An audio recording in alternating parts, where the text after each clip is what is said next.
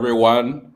It's another exciting conversation today with Michelle De Jong, Chief Product Officer of Spend Technology on Fintech podcast, organized by Fintech Magazine Africa and Financial Inclusion Africa.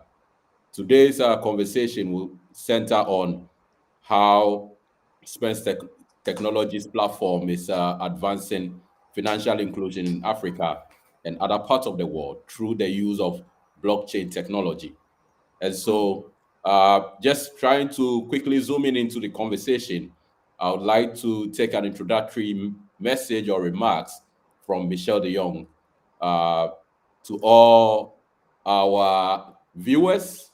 Once again, welcome. And so, I'll just take a brief introduction from Michelle De Jong this morning from Ghana. Wonderful. Thank you, Ebe. Thank you, Ole. Thank you, everyone, for making the introduction and for setting aside the time and the invitation for asking me to join. Yeah, where do we get begin? So I have been with Spend Technology for about 7 years, and I joined originally as an investor, and then I turned over and joined the advisory team, specifically to talk about digital ID and blockchain topics. And then in approximately December 2020, I took over as Chief Operating Officer.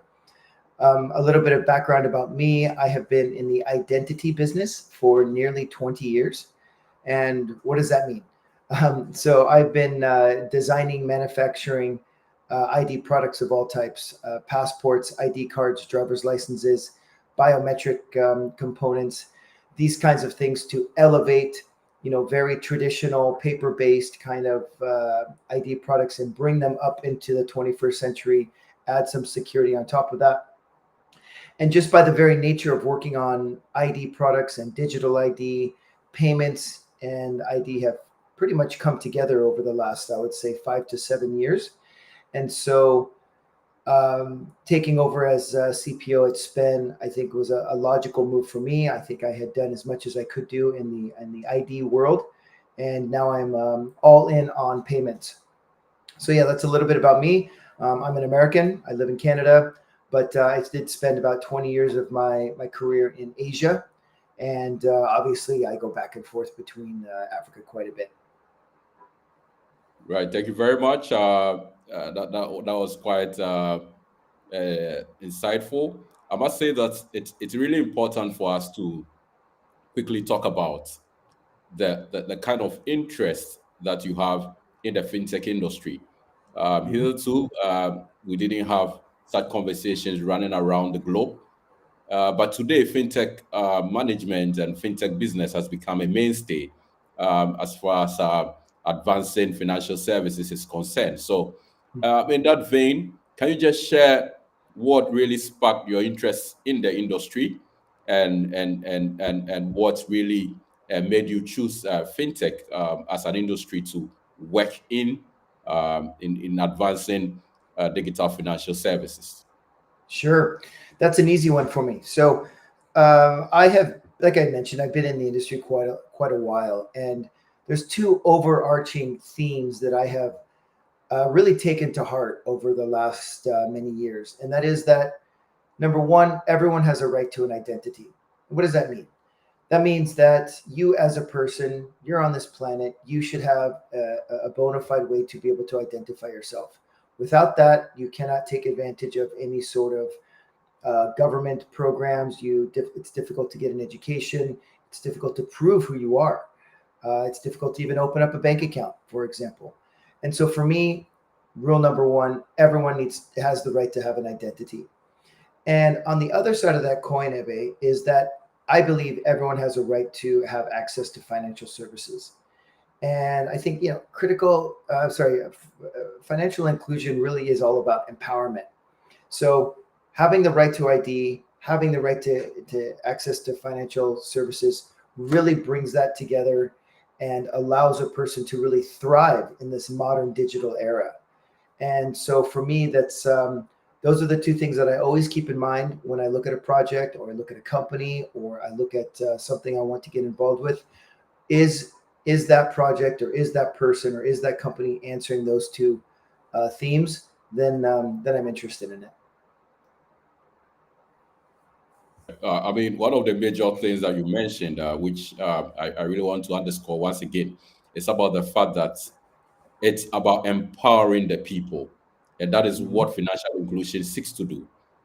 It's Mhm. really important that we focus on that kind of conversation that helps us to understand that we are not just delivering products to people or to consumers or to customers or to partners or to clients, but rather we are trying to empower them to be able to get into the kind of environment that helps everyone to be financially inclusive.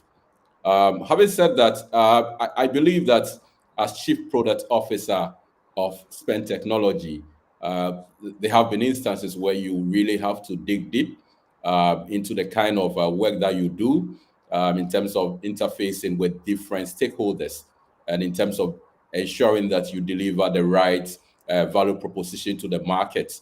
Is there a way you can share a specific challenge that you've had or encountered which can help guide all of us, or perhaps even as a use case for people who want to be product managers and entirely people who are probably in the fintech industry? Okay, that's an interesting question. So, empowerment means different things to different people. And I will not name names, but I think oftentimes when we talk about financial inclusion and we talk about empowerment, I think some people in our industry think that that's simply just handing them a debit card or something, and boom, they are somehow financially included. That is not what I'm talking about here.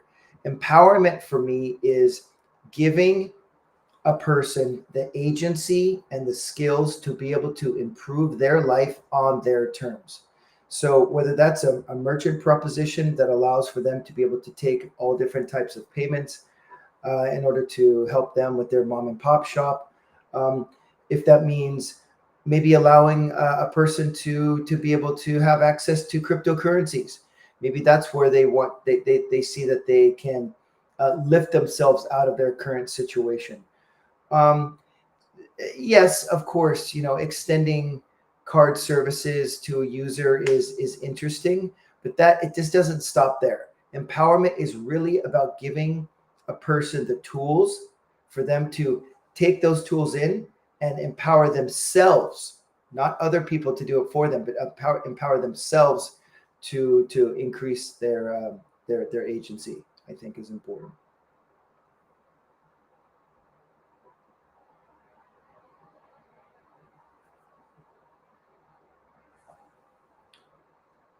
Something that has become quite topical in the markets that you operate in. Clearly, um, consumer uptake has actually soared in the markets that you operate in, and one can see the value of spend technology as far as offering financial services across the verticals is concerned. In that vein, what do you find most fulfilling about your role? I mean, in terms of what you offer, because I mean, for some people, it's all about delivering products. Some also find fulfillment in ensuring that the right products are adopted and requirement and pain points of customers are met. What do you think is fulfilling about your role as Chief Product Officer of Spend Technology? So let me ask that question by asking a question back to you. Do you mean what do I feel about what is fulfilling about my role to my staff and my people at Spend, or to the people my customers? Internal, external, to your staff, to your customers. Okay. Yeah. So we're a small team. I mean, let's just be honest. Spend is growing very quickly, but we still very much consider ourselves a startup, and that means that we oftentimes try to find those diamonds in the rough. Maybe those young university grads that are eager to make their mark in the industry, and that for me is right up my alley. I love taking a fresh uni grad that maybe doesn't have a lot of experience, but they have talent, they have the drive, And I love to give them the skills and the tools for them to be able to really turn into something special. Going from, maybe someone who's never left their home country, for example, and and then with training and getting them involved in projects and getting them involved with some of the things that we're doing, now they're traveling abroad and they're going to some of our other markets, and maybe they have a team underneath them. So that for me is really fulfilling, to be able to watch my staff go from, where they start off to really becoming a true fintech or a type of professional in our industry. So that's like the internal part. The external part, um, it's been gosh, where do I even begin? I mean, I could give you so many examples, but I'll give you one. We started a loan product in Rwanda in 2022. And I can tell you, we made a lot of mistakes. We went in there with this preconceived notion that everyone's going to play by the rules and everyone's going to be paying back their loans, and that simply wasn't the case. Uh, there was not everyone was a fraudster. I don't want to put it like that, but there was definitely some exploits that we needed to button up. But those that did get the product and those that did started to service a loan, I realized that not only are we selling a loan product here, but what we are doing is allowing someone to take a loan maybe for the first time in their lives. And so to be able to work with someone, to see their history, their transaction history, they're doing what they need to do on the app, and give them a small loan for the first time, and then to be able to teach them and show them how to service a loan. That's the hard part, is, how do you get them to actually service the loan, pay it back, they pay the loan back. Now you can give them a little bit more credit and you can see them progressing. So now they go from maybe they've got a flat tire on their car one day and they need some emergency cash, to maybe 6 months, 1 year down the road, they can take a loan out because they want to pay for their children's education. And the only reason that we were able to get there is because we work with them and we were able to make sure that they understand what it means to pay back a loan on regular intervals. And now their credit is stellar. I think for me, that's the kind of thing that I really get a lot of fulfillment out, is working with our customers to really get them involved in into financial services. Right, right. Involvement is important, and customer engagement is really important. Really driving down to the very bottom of customer needs and addressing pain points as well. Just to add up, is there anybody in particular who has influenced your career as a mentor in the space of your work role? Yeah, I'm really lucky, Abby. I've had about 3 or 4 mentors in the course of my career that have, let's call it tough love, gotten me through and given me the right feedback and guided me in a way in which I now conduct myself. Um, Even little things like writing an email, writing a professional email, or how to deal with a customer, how to approach a certain problem. I would not be the person that I am today had I not had those 4 mentors that I've had in the last 25 years, who have, brought me back into the fold, seen that I've maybe done something in terms of maybe giving a presentation where I could have been more direct. I could have presented something in a different way, or designed a product a certain way, maybe take a much more focused approach. So I am nothing without those mentors. And I do like to extend that to my staff that I do have. My turnover is incredible. My turnover is very low. Not many people actually leave my teams, which is, I think, a testament to how I manage my teams. But also, I love to coach my team. I love to be able to take them through. Maybe they show an interest in project management. We introduce them to like agile principles, and we bring them all the way through to being, certified agile professionals, and they're able to manage projects on their own. So for me, it's about giving back. I've had a few people that have taken the time to be my coach. Now it's my turn to be coach to the people that work for me. Right, right, right, right, right. That's great. If you're just joining us, this is FinTech podcast under the auspices of Financial Inclusion Africa. and Fintech Magazine Africa. And today, our guest is Michelle De Jong, Chief Product Officer of Spend Technology. And if you're just joining us, I'm sure you've just missed a lot. However, we have more coming up in terms of the conversations that we are having. Uh, Mitch, let me ask. Today, fintech verticals are expanding across board. We have Lentech coming up strongly, InsurTech, FemTech, WealthTech, AgriTech, HealthTech. I mean, the industry is buzzing with a lot of verve, and everyone is gravitating towards what the industry will offer in terms of what propositions can be offered to customers. In that vein, a lot of people really want to enter into the fintech space, and a lot of startups are also evolving, especially in our part of the world. Um, what kind of advice will you give to such professionals or aspiring professionals who want to take up leadership roles, especially in the fintech industry? Whew, that's a big one. So yeah, to take up a leadership role or to take on their own company. Well, What do their you? own company, and then also with leadership roles. Okay. So what I have seen evolve over the last few years, particularly in the Africa fintech space, is that I think too many companies try to do too many things. And we have a saying in Spend: keep the main thing the main thing. Focus on what it is that we intended to design, develop, and deploy, and make sure we get that right. And then we can look around and what are the adjacent value adds that we can put on top of that. So we made a pivot a few years ago towards really looking at ourselves as a kind of super wallet, meaning you wake up in the morning, you crack open your Spend app, and you ask yourself, what do I want to do with my money today? Do I want to send money to my grandmother up country?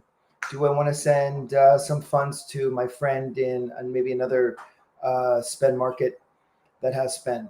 Do I want to buy that proverbial cup of coffee? Do I want to take a loan?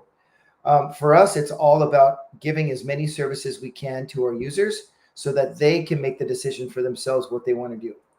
And that was a quite a big pivot for us, to be honest, David, because what we've seen is there are companies in Africa that are doing things very well, whether that's doing providing loan services or providing SACO savings or cross-border remittance, whatever it may be.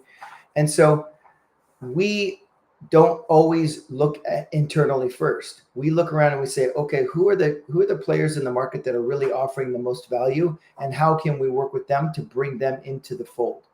So I would say, to answer your question, going back to the leadership, really make sure you understand what it is you're trying to accomplish, because so often you're going to get distracted. You're going to get an opportunity to work on something over there. Maybe that's customized, and maybe it's a little bit off of what your product strategy is. You're going to get somebody over here saying, I think maybe you should try this. As I said, keep the main thing the main thing. Stick with that, and you've got a fighting chance. Main thing is really important, and I'm sure uh, that is something that everybody within the space will have to look at when it comes to alleviating customer pain points in the delivery of products and services. Thank you so much for that point. Uh, Innovation is key in the delivery of products, and continuous improvement is what guides digital financial services delivery.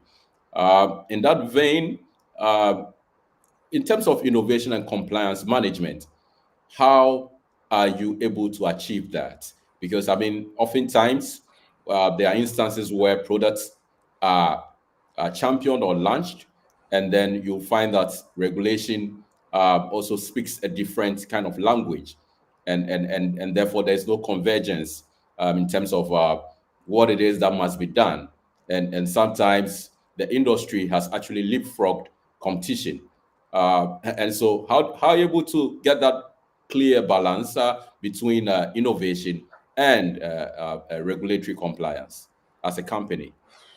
Yeah, that's a good one, Ebe. So you're right. I mean, the regulatory atmosphere can change so quickly in our markets in Africa, and uh, it's always good to have a finger on the pulse. It's always good to have the contacts and understand what is the current regulatory environment, and then I'll be honest, it's about finding ways to not, of course, still comply, but also find unique ways in which you can still bring your product to market in such a way that's adding value to your customers, but also doesn't go awry of the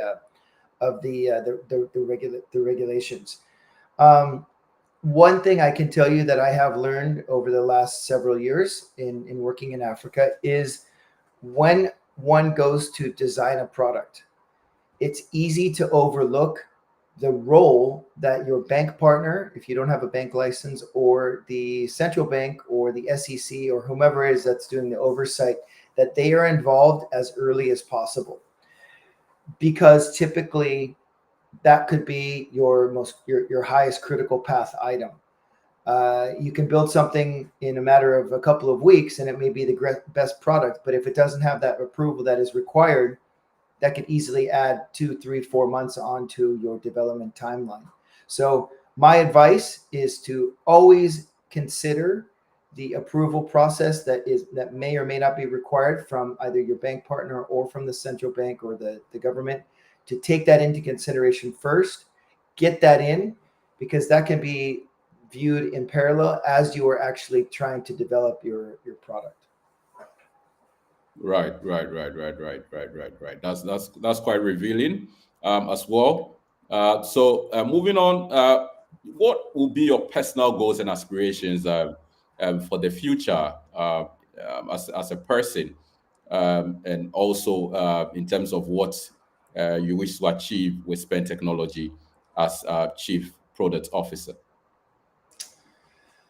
So, yeah, I mean, Spen is one of a few companies that is underneath the TREL AAS umbrella. So this is a new company that is a holding company of which Spen is just one of those companies, and this means that we have a remittance company that is coming online, um, loans. We have Spen, of course, on its own. We have Kazan, which is our POS network in Zambia, which we are intending to roll out into our other markets. So we have a lot of sister companies that we are working on making sure that they are working together to give us the most value for our users. But I think in terms of looking ahead, you know, I'm really leaning into the concept of trying to find the best technology that's available and finding ways to either incorporate that into spend or maybe just buy it outright. I'm seeing so much talent in Africa at the moment. I mean, from Kenya, from Ghana, Nigeria, Zambia, South Africa. I mean, there are just incredible companies out there and incredible people that are behind them, that the idea of simply going out and building something on your own, I think, is becoming an outdated concept, because partnerships are out there. I think that we may be even going through a wave of consolidation where you're going to start to see companies either merge or be bought out. And so for us, it's really about finding the best technology and determining whether that's something that we want to incorporate or maybe even perhaps buy them outright. Right, right. Finding the best technology is vital, and cannot be underemphasized. I'm just going through the kind of achievements and key milestones that Spend Technology has accomplished over the years. I've been founded in 2015, launched Mhm. in Rwanda in 2018, launched in Tanzania in 2019, and then also launched in Zambia in 2020, and then launched Spend Business in 2020, and then Mastercard Lighthouse Program winner 2021, and then again launching Spend Agent in 2021, and then listed on Nasdaq in 2021, and then 1 million registrations in 2022, as well as You formed Naseni Span with the Nigerian National Agency for Science and Engineering 2023. I mean, these are very important milestones and clearly shows how the SPEN conversation is growing and how you have been able to deliver your products across various markets. Having said that, what unique proposition do you have in terms of delivery of value to customers? What would you describe as a unique kind of value proposition that Spend Technology stands for? So one thing that we really haven't touched on too much here, Ebe, is that we are blockchain first. So we are a blockchain company from day number one. We don't make a big deal about it. I think blockchain can mean different things to different people. But what we are essentially doing is digitizing the currency of every market that we are in. So, of course, we work with central banks, and then, of course, we work with our local bank partner. But what we are doing is we are digitizing the currency within our ecosystem. Uh, a lot of people talk about stable coins, central bank digital currencies, and this kind of thing. But really, Spen has been doing that since day one, and that for us gives us a few things. Number one, it gives us full transparency on all transactions that are being done on our platform. So every transaction is blockchain enforced. And number two, when you digitize a currency like that, you're essentially making it cost free to be able to move funds from one spend wallet to another. So within our ecosystem, for example, let's say in Rwanda. So if I have a Spend Rwanda account and Ebe has a Spend Rwanda account, we are very adamant about zero fees between wallet to wallet. So this is in stark contrast to some of the other fintechs or mobile money operators that are out there, is that they feel that it's their right to be able to take a small fee when you're sending funds from one person to another. And if I was to see you on a street corner, Ebe, and I catch up with you and I owe you, I don't know, 100 shilling or 100 francs or whatever it may be, what lands in your hand should be the exact same amount that leaves my hand. And this is a fundamental right that we try to extend to all of our users, is that peer-to-peer payments should be free. Just like if I'm to hand someone a note or a paper note, that is free. No one jumps out and takes 5 cents here or 10 cents there. So I think our value add in our markets is we are adamantly for never charging for peer-to-peer payments, and that is something that we intend to never change. So I think that is one of the key value adds that we have. Is that's of course you can have other fees at other places. I mean, we're not an NGO, we're not the Red Cross, we're not here to not make money, but we think from a peer-to-peer point of view that that should be a free service. Right, peer-to-peer service being free, I think it's a great, great, great, great proposition and a unique selling proposition that Spend offers. I've always had the mindset that such transactions will actually help capture the market and will help in terms of market share increase as well as even share of wallets um, uh, increase. Because I mean, certainly what will happen is that once consumers have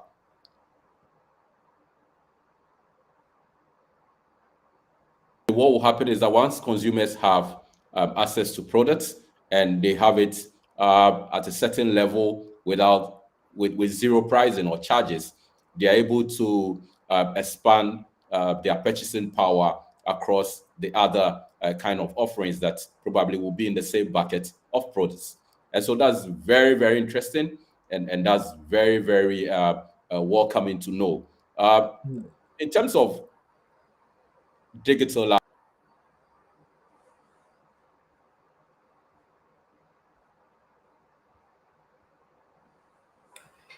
So I may have lost you there, Ebe, but I think maybe you're going to be talking about some of the digital initiatives that we have on our side.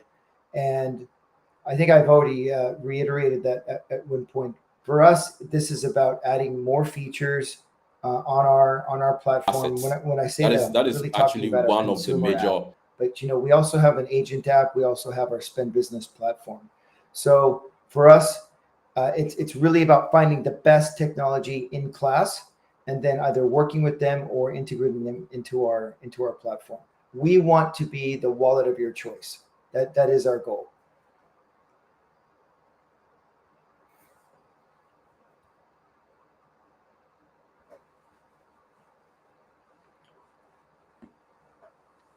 And I think I'd like to just further extend that and maybe talk a little bit about the innovation play that we're looking at and how we're looking to increase, drive growth, drive sustainability onto spend.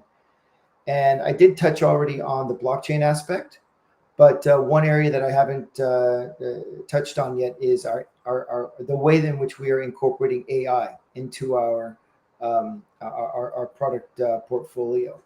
So I have a couple patents. I have a couple blockchain patents that I did many, many years ago. I've loved what blockchain can do.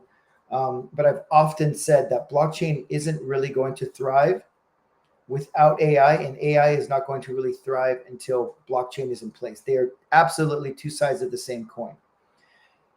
What can AI do really well? AI can create content.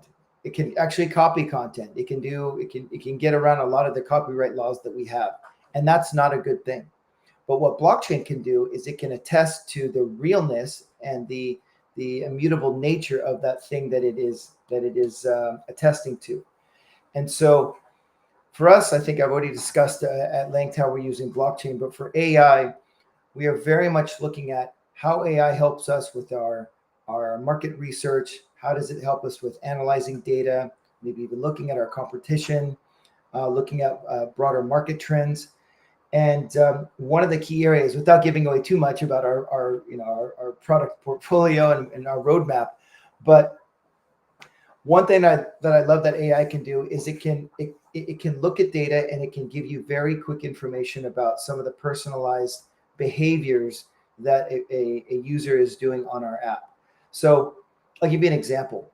A lot of people log on to the Spend app and maybe they pay a water bill. So they log on one time a month, they get paid, and then they pay some bills, and that's it. We don't see them for another few weeks. Other people, if they have a small loan with us, they are servicing that loan. Maybe they get some money over here, so they want to pay off a little bit of money there, and they're logging on quite frequently. And so, how we are starting to utilize AI is to look at some of that behavior and say, all right, well, Ebe's logging on one or two times a week and he's paying a bill over here, he's doing this over here. How can we personalize that experience to maybe offer Ebe something that he wasn't necessarily aware that he would benefit him? Like, maybe a loan with a better interest rate or some better terms and whatnot, because we see that you're consistently paying back your loans on time, and we see that you're using loans in such a way and it's becoming an important part of your life. That is how AI is slowly working its way into how we are starting to personalize our service to make the experience with Spend even better. Wow, wow, wow, wow, wow. That's great. That's great. I mean, one of the major ways that Spain has won in the market, for instance, is ensuring that you have a kind of proposition that interfaces perfectly with banks. It, I'm even tempted to say that you've gone ahead of the curve by even implementing certain kind of characteristics of open banking, so to speak. And it's really, really, really a good kind of idea that I believe has to be adopted.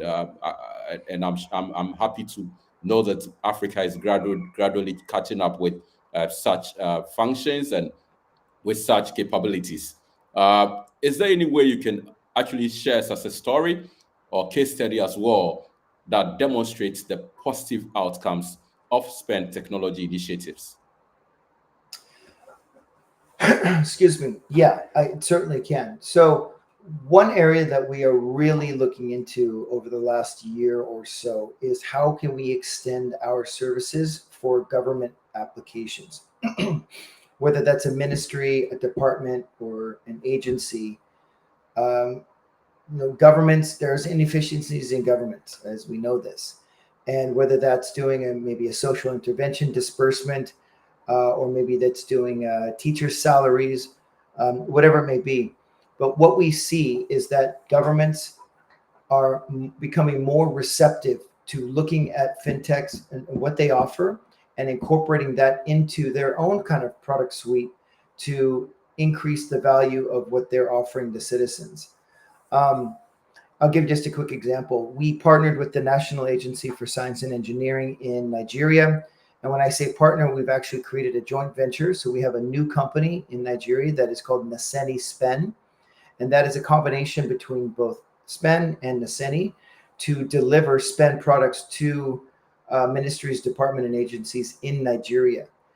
And this is a way for various agencies to find cost saving, give services to their citizens quicker, and whatnot. So for us, this is just an absolute green field because, as I mentioned, governments, there are inefficiencies. There's a lot of legacy processes in place, and being able to work with them, see what those pain points are, and then suggesting some products that Spen has in order to be able to increase the level of service that they give to the citizens is a really is a interesting and exciting area for us to be jumping into.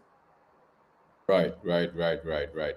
Uh, in terms of user experience as well, Mitch, how are you able to develop products with that specific kind of requirement in mind, in order to meet consumer um, requirements and also ensure customer satisfaction as an entity? Whew. Okay, so Africa is a high touch environment. What do I mean by that? Where it differs from other markets that I've worked in is it is not good enough to simply build and deploy a product and expect that people will come to you. That's not how it works. I think culturally speaking, and I don't mean to generalize, all 54 countries in Africa are clearly different, but there are some similarities across countries.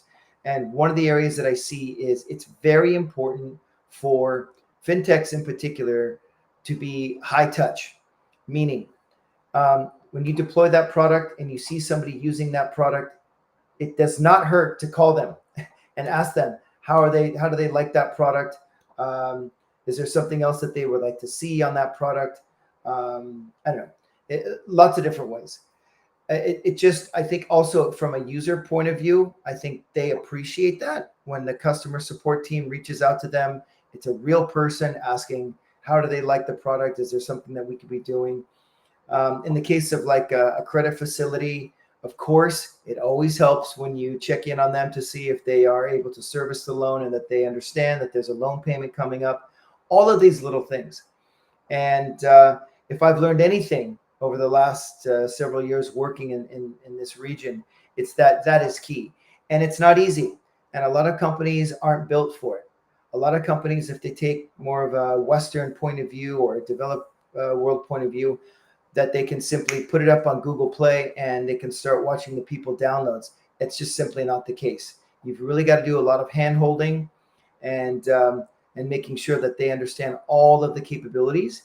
And also, you develop a relationship with your users in a way that you just wouldn't if you didn't have that high touch kind of several points of contact as you're going along the journey. Right. Adaptability is very crucial and vital when it comes to delivery of services, especially where you have varied consumer preferences.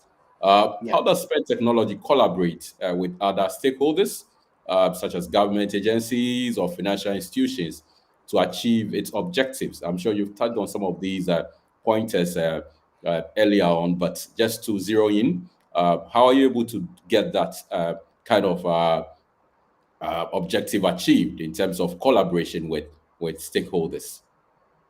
So if you're talking specifically about government stakeholders, was that the question? Yeah. Yeah. Yes, government Um, stakeholders as well as financial well, institutions. Okay, so when it comes to governments, they talk. They get together, delegates get together, they have their own conferences. They are talking about what is working and what is not working in their countries. And fortunately for us, we've had the opportunity to work very closely with the Central Bank of Nigeria and work with the National Agency for Science and Engineering. And so these are major ministries within the government. And so you start to see almost like a domino effect where it's found out that, oh, SPEN is working with the Central Bank of Nigeria. Oh, SPEN is working with the National Agency for Science and Engineering. Maybe they can do the same thing for us. So I don't want this to come across the wrong way, but we have to actively fend off requests from other governments because we simply don't have the bandwidth to do everything all at once.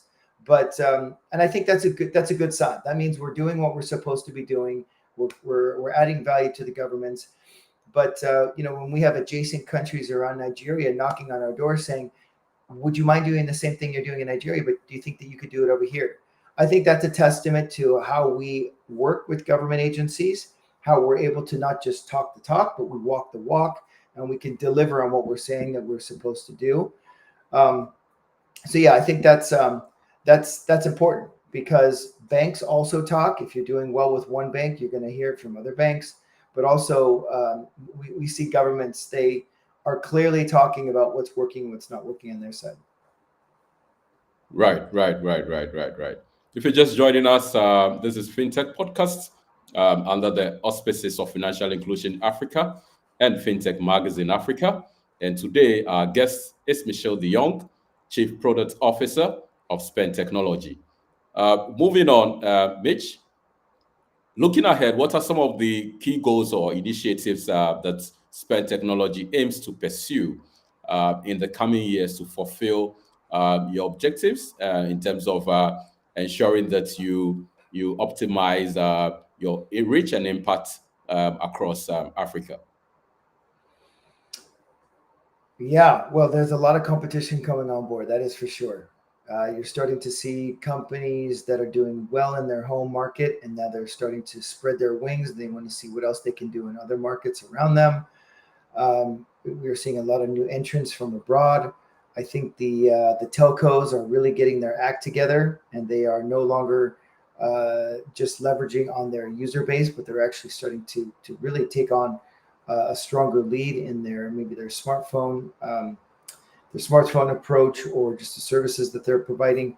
But I think for us, this is about adding more integrations with various sectors like agriculture, healthcare, education.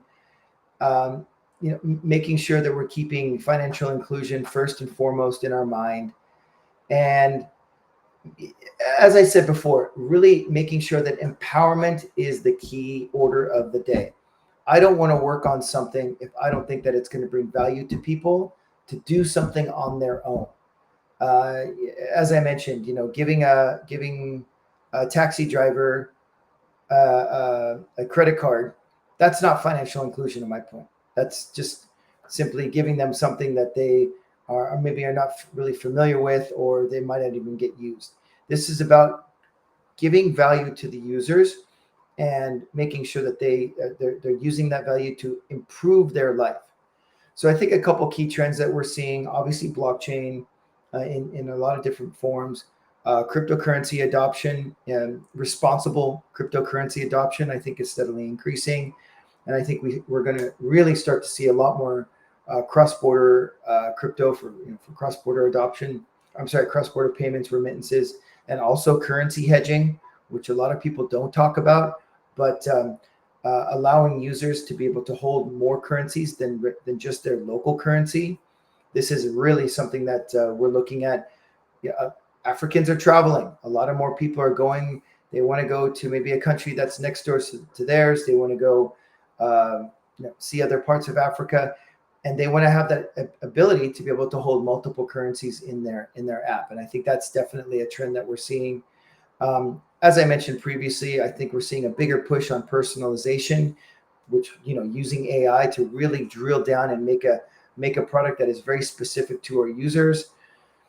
And as I mentioned before, I think we're going to see a lot more consolidation. I think there's a lot of companies out there, and not all of them are doing very well. And I think, but they could have very good technologies. So I think over the next year, 2, 3 years, we're going to start seeing some consolidation happening where we're going to see some mergers, consolidation, and whatnot. Great, great, great, great, great, great, great. Uh, I mean, having said that, is it also possible to just give us some kind of hints about any upcoming projects or partnerships that Spend Technology is particularly excited about as an entity? Sure. So, without giving away too much, I think it's important that we make it clear that remittances and cross-border transfers are and payments are at the forefront of what we're trying to expand to. We have the user base in our markets, and the feedback is clear. I mean, I didn't mention it earlier, but I think we have upwards of 13, 14, 15 different channels in which a spend user can reach out to us and give us their feedback. And we take that feedback very seriously. I mean, we look at this consistently. We're looking at the reviews. We're looking at the NPS. We're looking at what are the markets telling us, and the markets are very clearly telling us that they want remittances. They want to make it as cheap and as fast and reliable as possible. So I'm going to leave it at that. Of course, I don't want to give away too much about our roadmap, but I think for at least for the near term, this is about expanding the capability for our users to be able to send funds not only within Africa, but also out of Africa and incoming into Africa as well. Right, right, right. I mean, you've just done some very good.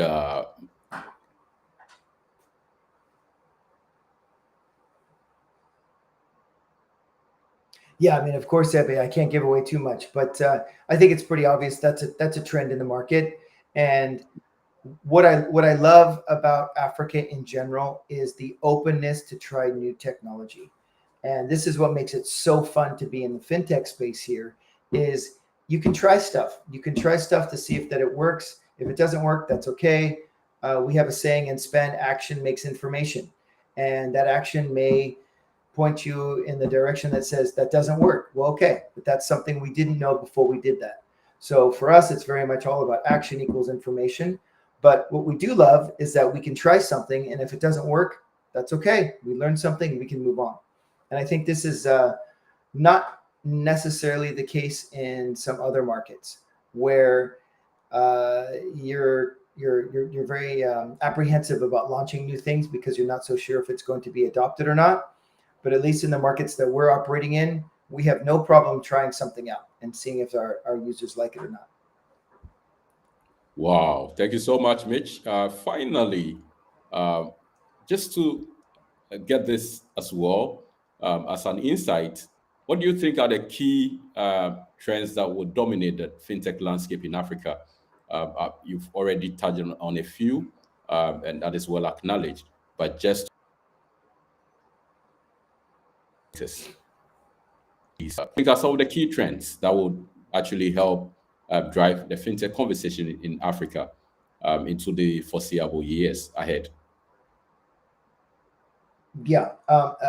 Again, everything is going to the phone. I mean, this is nothing new. Everyone knows this, but it's the willingness of the people that are in our markets to be able to try new things, and I feel like the old way of doing things, like sending funds to your grandmother up country or accepting a transfer from maybe a family member in the US or Canada or in Europe and waiting 3 days for that transaction to complete, those days are over. The expectation in our markets is that I want something, I want it to be done now, and I want it to be at a reasonable price that is something that is affordable. And the expectations could never be higher in our markets. It is no longer this idea of trying to bank the unbanked. I think this is an antiquated term. I wanted to be very clear about this, Ebe, is I feel like this notion of banking the unbanked, of course, that is important. Do not get me wrong. We want to make sure that if you want to make that transition from never having a bank account to having a bank account, we want to be there. But what we are increasingly seeing is that a lot of people have wallets, maybe on a telco or this, or M-Pesa. That very much for them satisfies the requirement of having a bank account. And so the trend is clear. Now we are moving into more of an era of maybe underbanked, not necessarily unbanked, but underbanked, where their current service provider is not giving them everything that they need, but their expectations are so high now that they expect the service that they get from their wallet provider to be world class. And I think that for me was one of the biggest learnings or kind of discoveries over the last few years, is that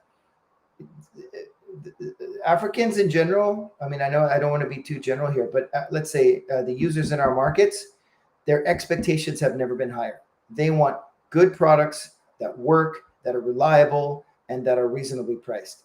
And so for us at Spend, we need to be very cognizant of that our the expectations of our customers is increasing daily.